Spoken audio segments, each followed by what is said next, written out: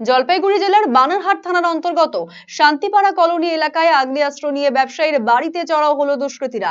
লুট করে নিয়ে যায় 3.5 লক্ষ টাকা। এমনই চাঞ্চল্যকর অভিযোগ সিগারেট ডিস্ট্রিবিউটরের ম্যানেজার পদে কর্মরত সমীর সরকারের। ঘটনায় চাঞ্চল্য ছড়িয়েছে বানারহাট এলাকায়। একেবারে থানার পেছনের পাড়াতে আগ্নেয়াস্ত্র নিয়ে বাড়িতে চড়াও হয় এক দুষ্কৃতী, এমনটাই অভিযোগ ব্যবসায়ীর। আর ঘটনা নিয়ে একাধিক প্রশ্ন উঠতে শুরু করেছে।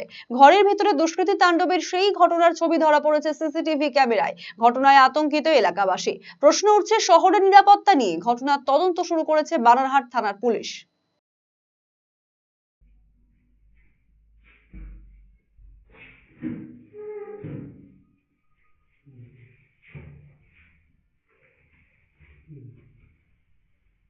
এতটাই ভয় পাচ্ছি যে মানে আমার হাজবেন্ডকে নিয়ে যে মার্ডার করেনি, এটি আমার হাজবেন্ড গেটটা বন্ধ ছিল।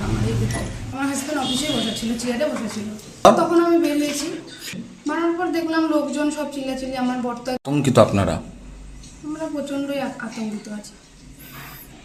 আমার স্বামী জানিয়েছে যে ও নাকি গুটকা খেয়েছিল, তো গুটকার পিঠটা ফেলতে গেছে তো বাইরের আর কি গ্রিলটা লাগানোরও সময় পায়নি। আমার হাজবেন্ডও ঢুকছে, উনিও ঢুকে গেছে পিছনে ঢুকে আমার হাজবেন্ডকে বলছে নাকি যে ব্যাগ দাও, ব্যাগ বের করো।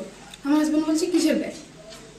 তারপরে বলছে আমার হাজবেন্ডের মাথাটা ধরে টেবিলের মধ্যে উদ্বুত করে রাখছে। উদ্বুত করে রেখে তখন পকেট ঠকেট সব চেক করছে আমার হাজবেন্ডের। তো তখন পায়নি পকেটে, তখন উপরের ডয়ারে যেগুলো ক্যাশ ছিল ওগুলোও নিয়ে গেছে, নিচের ডয়ারে যেগুলো ছিল ওগুলোও ক্যাশ নিয়ে গেছে। এখানে ডিস্ট্রিবিউটারের কাজ করে, এটা হচ্ছে সিগারেট কোম্পানি। এখানে 4 লাখের উপরে ছিল। আমার হাজবেন্ড বললো যে একাই ঢুকিয়েছে, আর বাইরে হয়তো কেউ ছিল।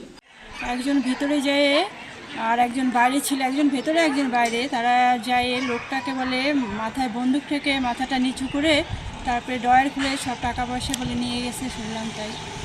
আমরা অনেক আতঙ্কিত, কেননা এরকম দিনের বেলায় সন্ধ্যাবেলায় এরকম একটা ঘটনা হলো, সবাই একটু ভয়ে আছে। থানা সামনেই, পাশেই, পিছন দিকে থানা আমাদের। হ্যাঁ, জনবহুল পাড়া একটা, কিন্তু সেই সময় লোকজন ছিল না। ঘটনাটা যখন ঘটেছে এখানে তখন অতটা লোকজন ছিল না। কতটা ভীত?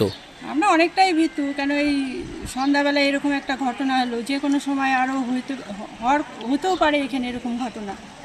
আমরা চাই এর ব্যবস্থা হোক, যে ডাকাতি করছে কি তার ধরা পড়ুক।